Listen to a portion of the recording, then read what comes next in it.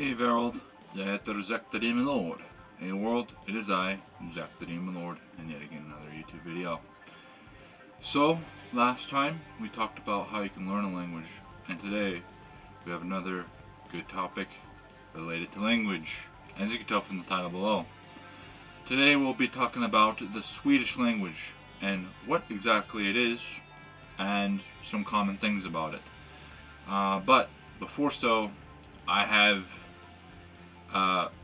something special, if you can't tell, on, and that is my glasses. I have new glasses now, so yeah, I'm happy to have new glasses. It's not supposed to be a flex or anything, but I think they do look pretty nice. But these aren't the only pair. I have two new pairs, so I got this pair, kind of clear and black, right? And then I have another pair. Take this off. Show you the other pair. This other pair is a little bit more unique, I would say. I also have this pair. I'm also just kind of putting them on in this video just to see what they look like on video, but yeah.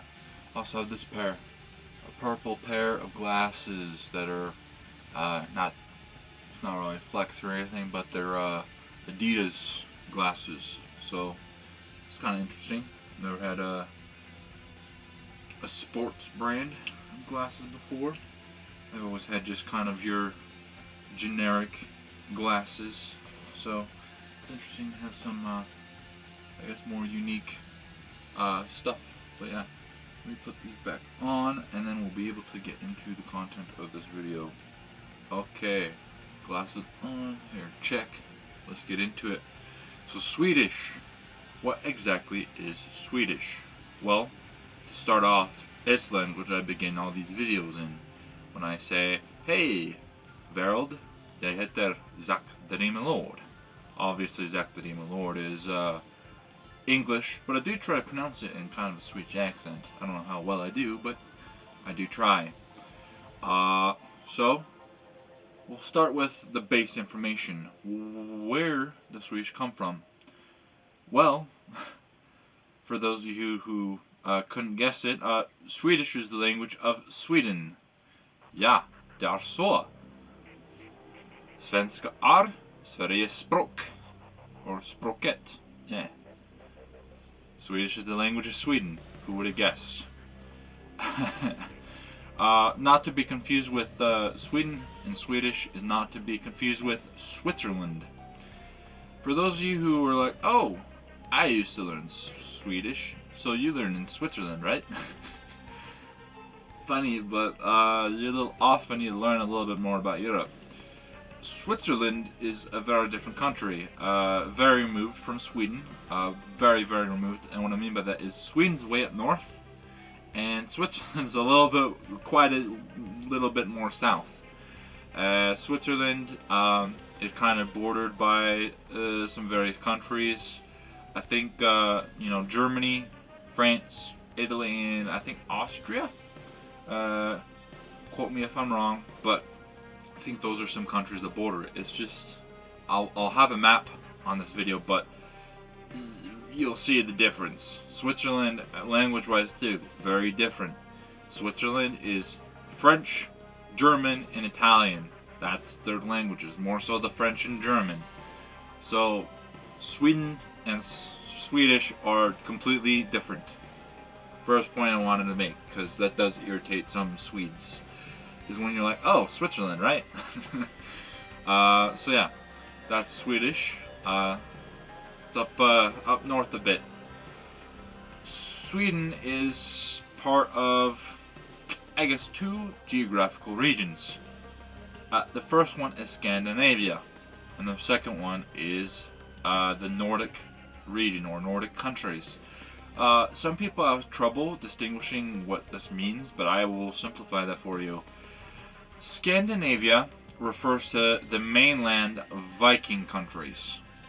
And so what this entails is Sweden, Norway, and Denmark. These are the original Viking countries that are part of mainland Europe. The Nordic countries entails obviously Sweden, Norway, and then Denmark. But then you add on some others. You add on Finland, which is part of the mainland, and then you add on the Faroe Islands and the Iceland. You add on Iceland. These are all sort of the Nordic countries. Finland is kind of the odd one of the group.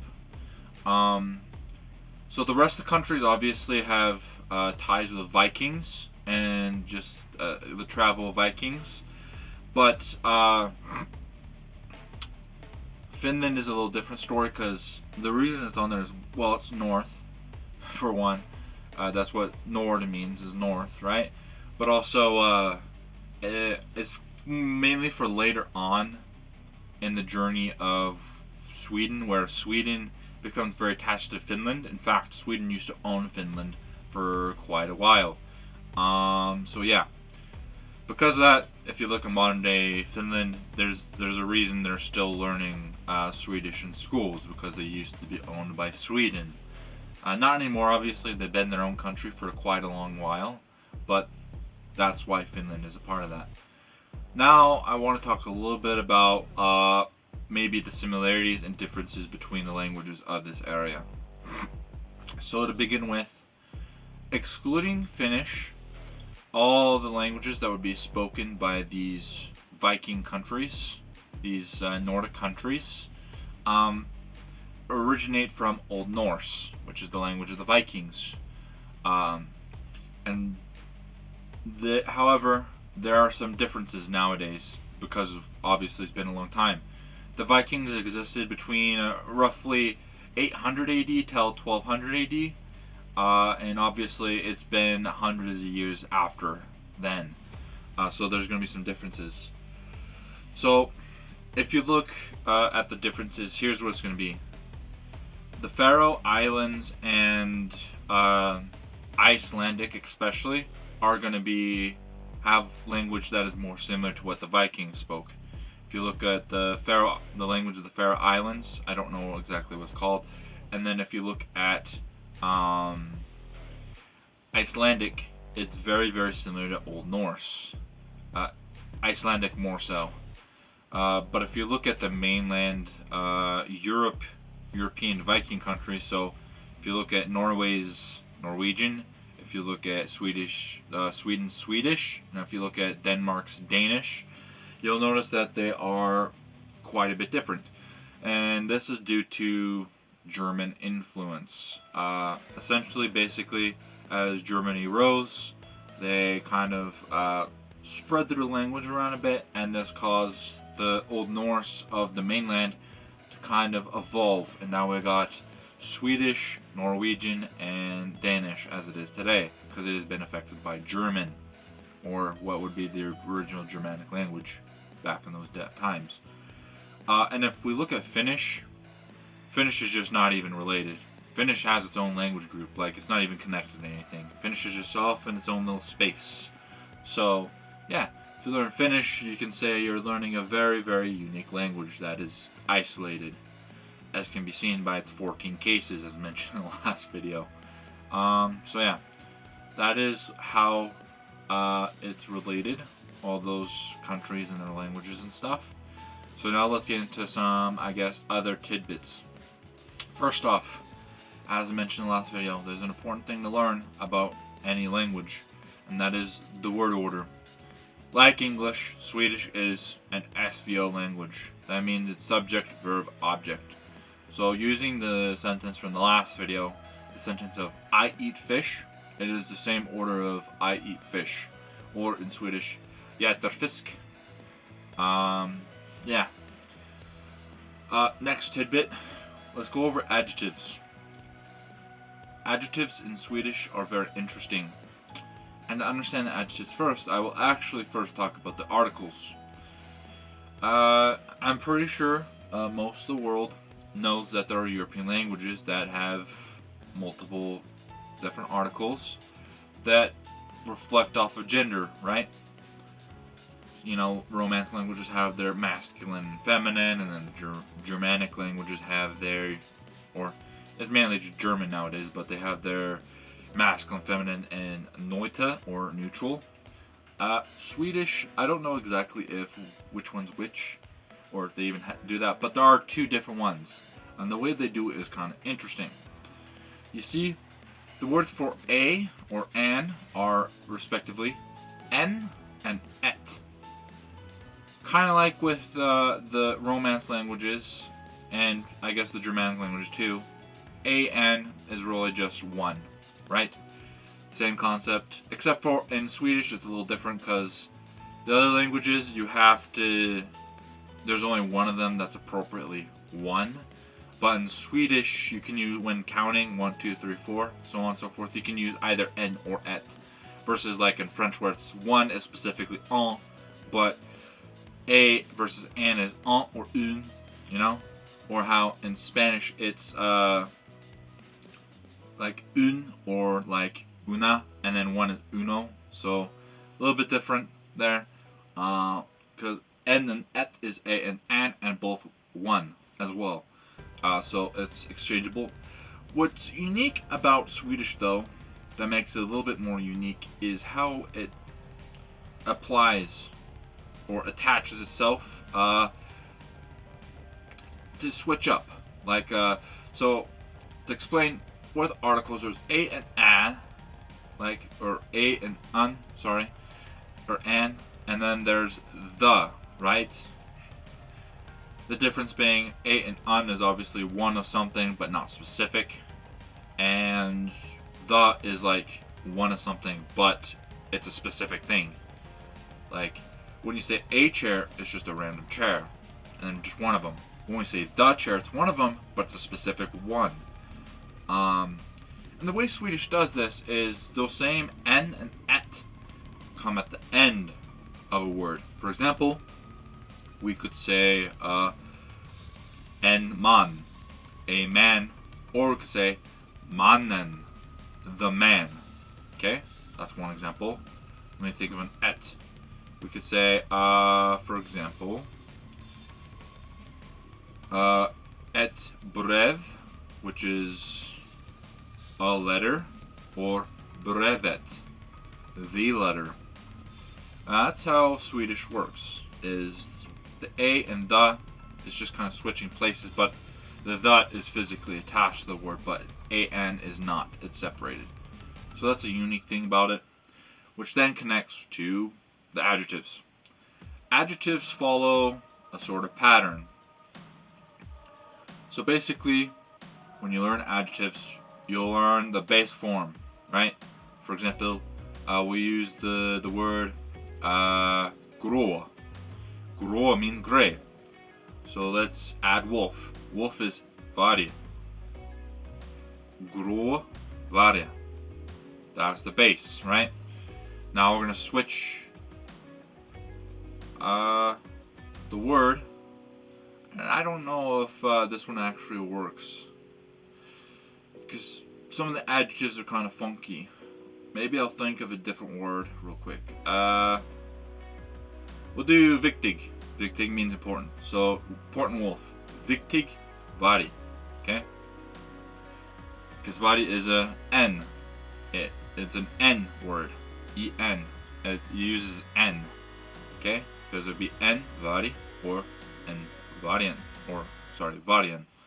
Now let's switch to the sort of et. An et word. So, instead of viktig, that's now going to be viktigt. You just add a T at the end. Viktigt. So, viktigt brev. Or et viktigt brev et. Or et viktigt brev. Sorry. Yeah. Sometimes my brain loses track of grammar when I'm trying to explain stuff. But yeah, we'll use that as an example. Et viktigt brev. An important letter. So now let's do a plural. Plural, it doesn't matter. It's going to be either or. Like, it doesn't matter if it's an N or et, it's all the same. So for example, we're going to use men. which is the word for men. So important men, plural. Viktiga men. Viktiga men. So now you're ending with an a. So how it works is n, just normal. Et words end with a t, and in plural you end with an a. Okay? So for example, yeah, I already gave you examples. So yeah, so that's one thing, is that the adjectives can get conjugated according to what type of word is being attached to. So just be cautious of that. It's kind of like with French a little bit, where with French, like if you're talking about, for example, let's use the example of saying someone's a Swede. You could say, il est suédois, and it mean he is a Swede. Or you could say, elle est suédoise, and you ended with an e, so it's clear that, you know, she is a Swede. And then I don't remember if there's a pluraling thing at all for French. It's been a while since I've done French, but yeah, it's kind of like that. Just know that your adjectives can get conjugated a little bit depending on what type of word it is. I guess next thing, verbs. Verbs are, of course, the most important thing in any language that shows action. And I love Swedish, and this would probably most likely apply to other, like other Scandinavian languages, is that the verbs are so dang simple. Unlike mainland Europe, where they do the I am, he is, she is, they are, that sort of thing, where they have to conjugate according to who's doing the action. It's just simple. You just say the verb. That's it. It's kind of like what I said with Japanese. It's all the same, no matter who's doing it. And so, for example, I will first teach you about the pronouns. You know, I is ya, or yae, or yag, depending on which dialect you kind of get into, what dialect area. You in the singular is du, kind of like with German. He is hon, or han, sorry. She is hon. It is de, or den, depending on exactly what the object, if it's an et or an en. Standard is just de. And then they actually have another one, hen, which you use if you don't know if someone's man or female.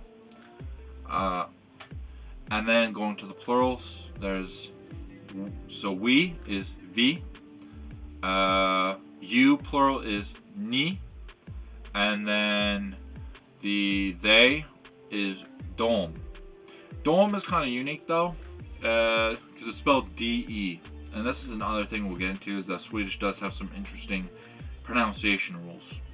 But that's for a different video where I actually go over pronunciation. But for now, just know that they is dom. And so with the same thing, we're going to say whoever eats. Well, like I eat. You eat. He, she, they, or he, she eats. Or yeah, whatever, you get the point. So it'll be jag äter, du äter, han äter, hon äter, hen äter, det äter. I don't know why it eats, but yeah. Vi äter, ni äter, and de äter. It's all the same. Eat is äter the whole time. The only time this kind of changes is when sometimes if it's used as a second verb. For example, jag vill bo i Sverige. I want to live in Sweden. So I vill, want, bo, which comes from bor, to live, in Sverige, Sweden. Jag vill bo i Sverige. So yeah. However, Another thing I do want to say with the SVO thing is sometimes this order can get switched depending on words. Swedish does have a unique grammar. So, for example, we're going to use an example. A lot of people do this on Sundays. So, I'm going to say, we go to church on Sundays. Okay? Vi går på kyrka på söndagar. Vi går på kyrka på söndagar. We go to church on Sundays. You'll notice I use på twice. That's another thing. There are two at, from, by, stuff like that. Sometimes gets kind of mixed, and it just kind of depends on the case, which one you use. It's a little different from English, sort of. Prepositions, yeah, that's the word, prepositions. It's different from our prepositions. But don't focus on that. Now let's switch that up. Instead of saying we go to church on Sundays, I'm going to say on Sundays we go to church. And you'll notice the difference. På söndagar går vi på kyrka. På söndagar går vi på kyrka. On Sundays goes we to church is a little grammar. So that's one thing to focus on. Is there certain cases where the SVO can get switched to be like VSO. Yeah. So just do pay attention to that. Sometimes it's verb, subject, object. So in this case it's go we to church. Church kind of being an indirect object, right? But on Sundays, because sometimes when there's a sort of time expression or adverb sort of thing before, at the beginning of the sentence, this switches it up. And there's other cases where that happens too. So just pay attention to that when learning Swedish. So yeah, what are some other things? So I guess next I'll just talk about just basically the difficulties you'll have learning Swedish. So I think there's three big difficulties. We'll talk about difficulty number one. Swedish is a very exclusive language. And what I mean by that is Swedish is spoke solely in Sweden and by very, I guess not very, but by small groups in Finland. And that's basically it. It doesn't really spread much. Of course, one benefit of learning Swedish is that you can understand fairly intelligibly other Nordic languages, but it doesn't make you a speaker of that language, because there's a reason Swedish is a language and Danish is a language and Norwegian is a language. I think difficulty kind of number two, and maybe this could become 4 different difficulties, I don't know. Difficulty number 2 that goes in with that is there's different dialects of Swedish. One thing that us English speakers don't really have to deal with as much is that these countries that have solely one language can have many dialects within their country. Just look at Japan. You know, there's Ryukyu, the Ryukyu Islands that have their language. There's Okinawan. There's mainland Japanese. That even then, there's a southern dialect, a middle dialect, and then there's the northern dialect, and then there's Hokkaido that literally has a whole other language as well called Ainu. And so, yeah, just know that Sweden's the same way. It's kind of said that the dialect of the area is going to be most similar to the regions around it, and that goes beyond the border as well. So maybe a very northern Swedish dialect would be more similar to, for example, a Norwegian dialect up north than it will be with the Stockholm, the standard. Like, it'll be more similar. Of course, everyone learns the Stockholm dialect, but just take that into mind. That, yeah. when you're learning a language, you're learning the base form, which is kind of just derived by what is the central point of that language. What is the capital? What is the most important version? Which, for Sweden, that's going to be Stockholm. So you're going to learn Stockholm dialect. If you're learning Norwegian, you're going to learn the Oslo or Oslo dialect. If you're learning Danish, you're going to learn the Copenhagen dialect, right? Same thing with Japanese. You know, Japanese, you're going to learn Tokyo dialect. Korean, you're going to learn Seoul or Seoul dialect. If you're learning English, chances are you're just going to learn standard, American dialect, which is basically California, right? That's what you're going to learn. So yeah, just take that into mind, is that there can be some differences depending on the region. Most people are going to go for Stockholm, but if you're like me, you're going to go for different places. But yeah, let's see. I think problem number 3 that I want to speak of is there is a lack of resources for learning Swedish. It's not to say they're not there. It's just to say that they're kind of harder to find. I happen to have 2 textbooks. I have, I'm looking at them right now. I have 2 books called From English to Swedish.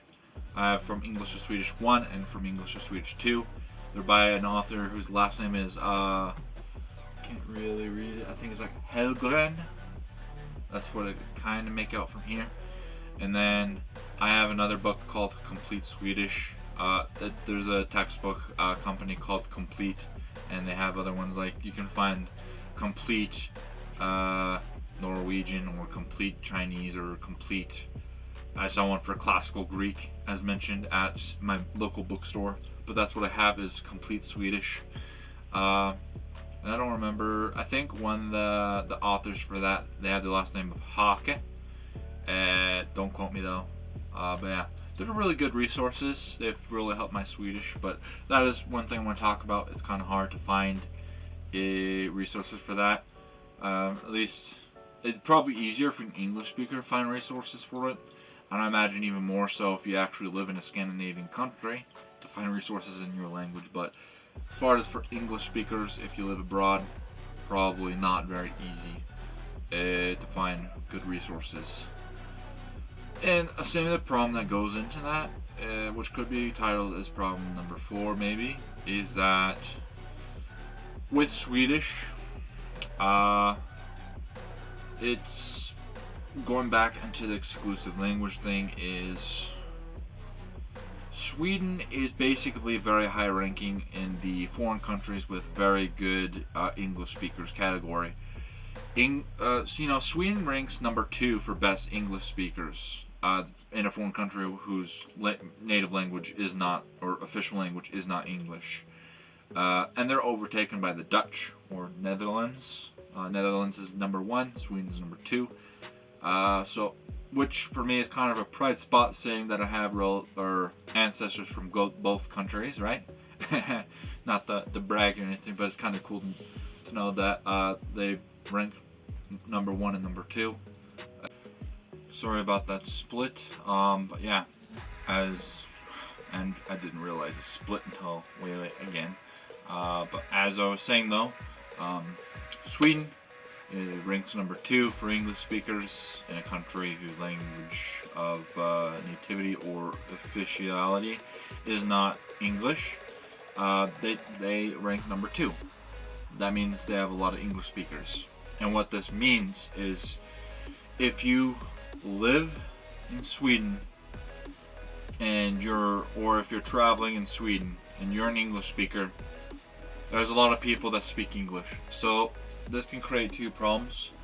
This can create problem number 1. Swedes will realize, hey, this guy does not speak Swedish, he speaks English. Let's speak English, because it's easier, because we know English and they know English. Problem solved. Problem number 2 with this is that maybe, and that's where determination and language learning is important. Maybe you're lazy and you want to rely on your English skills because they speak English anyways, might as well, right? And so this is where your ability to learn Swedish will dwindle. One area is that there is already a more convenient language rather than Swedish, which is exclusive to Swedes and some Finns. And of course, there's people like me that learn Swedish and get pretty decent, but that's going to be one problem that you might face, is they speak English anyways. Might as well. I will say though, this isn't always true. I think I've said it in a video before, maybe I haven't, I don't know. But a problem with language learning in general, and like just this idea of English speakers, is mainly going to be the youth that knows how to speak English, which is why I think it's important to learn the language of a land.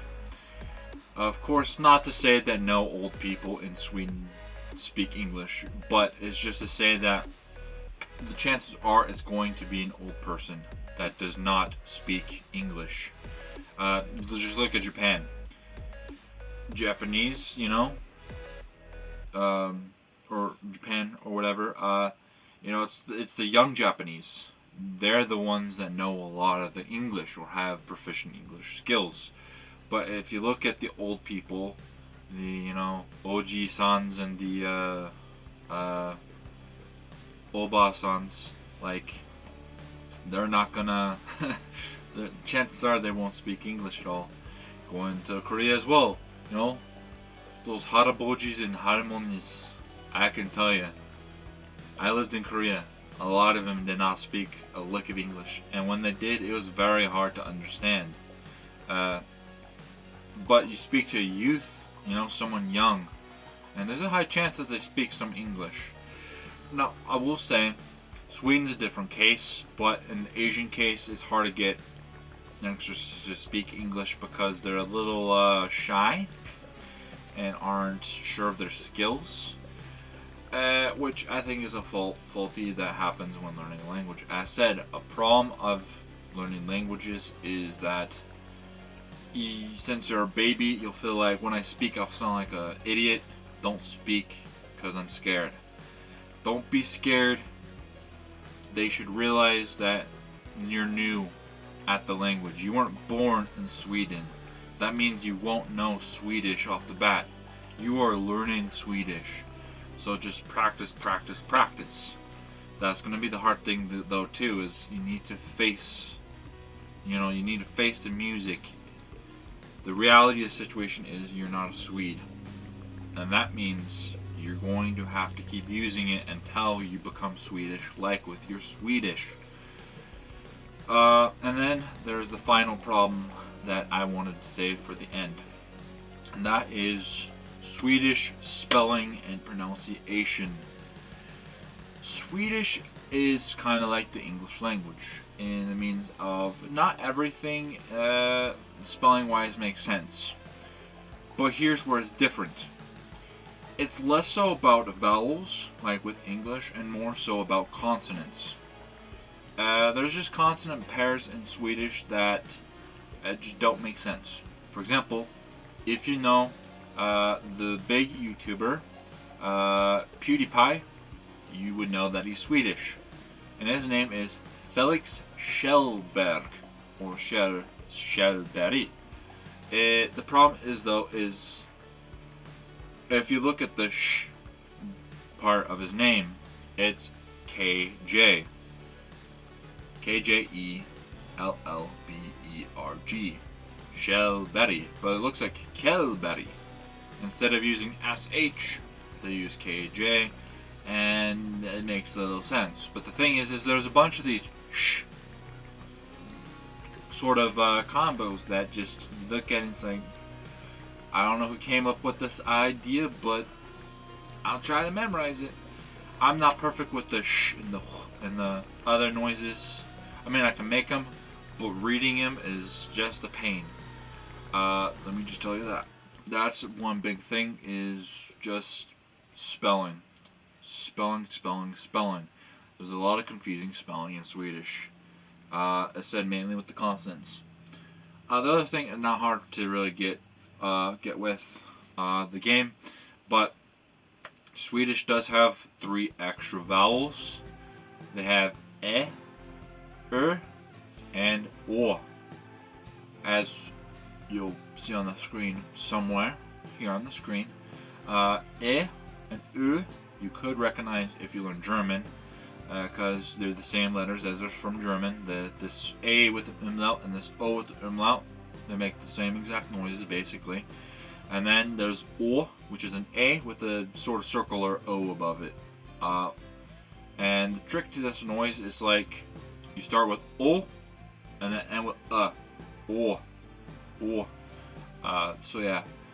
Of course, it can at times just sound like an O, but O, I think it's kind of a beautiful sounding letter. I like it. But yeah, that is some unique letters that go into there. I will say, as can be said with any other European language, don't expect all of the English alphabet to be present quite often. There are some letters that you're just not going to see, as can be said with other languages too. And some letters that can get pronounced differently. So this sort of thing is just when you go into the spelling and learning these things, you need to go into a mind of, yes, they use the Latin alphabet technically, but you have to split your brain sort of. You have to think, okay, this may be how English does things, and I may want to revert to this thing I've been taught my whole life. But in reality, Swedish works this way. And so you need to just equate things in Swedish. You need to say, okay, this letter equals this. This letter equals this. This letter equals this. So on and so forth. You have to just set that in your mind and think, okay, you have to master the sounds of the Swedish language. And think, okay, that's what the letters represent. But then as well, do the same thing with the letter combos as I talked about, because that's pretty important. You don't want to go around saying Kjellberg or something, which Kjellberg would probably be better than saying Kjellberg. Anyways, not to roast English, but we are one of the very few languages that does pronounce R like a So yeah, way to go English. But yeah, those are some 5 things. So yeah, just to re-go kind of through it. I don't remember where I started because of the split, but yeah, I'll kind of backtrack. So there's the spelling, a lot of English speakers, a lack of resources. What else did I talk about for the troubles of Swedish? And I don't remember what the first things are off the top of my head because of that split. But yeah, just take note that there are going to be some troubles, which can be said with any language. Like, if you go into learning Chinese or Japanese, you're going to expect to learn, with both examples, you're going to learn how to write the Chinese characters, obviously respectively per language. And then if you're learning Japanese, there's 2 other scripts as well, which we'll get into when I talk about Japanese in a future video. But yeah, or if you're learning Arabic, you're going to learn how to do their lettering system. I don't know what else to call it. If you learn Hindu, Hindu, you're going to learn some form, the Hindu form of Sanskrit. Hindi, that's what's called Hindi. Hindu's the religion, Hindi is the language. If you learn Burmese, you're going to learn how to do their version of Sanskrit, right? You know, different languages call for different rules. There's going to be different difficulties. Even learning something like Spanish, the most basic thing to learn, right? There's still going to be troubles. You're going to have to get over the fact of no Germanic words and purely just Romance language words, right? Of course, in a Spanish context, I'm not saying overall, but it is a Romance language, so there's going to be a lot more Roman, Latin-based words. Anyways, yeah, that has been some talking of the Swedish language. Hope you enjoyed this video. Please like, please subscribe, share with your friends and family, especially if they want to learn about Swedish and other languages. But in this case, for Swedish, yeah, I enjoyed making this video. It's my dream to become a pro YouTuber. So please just help me out. You know, hit the like, subscribe. You know, some people said hit the bell. Do that if you'd like. I would enjoy to keep doing this, especially as a job. But yeah, we'll see you in the next one. Until then, hey-do.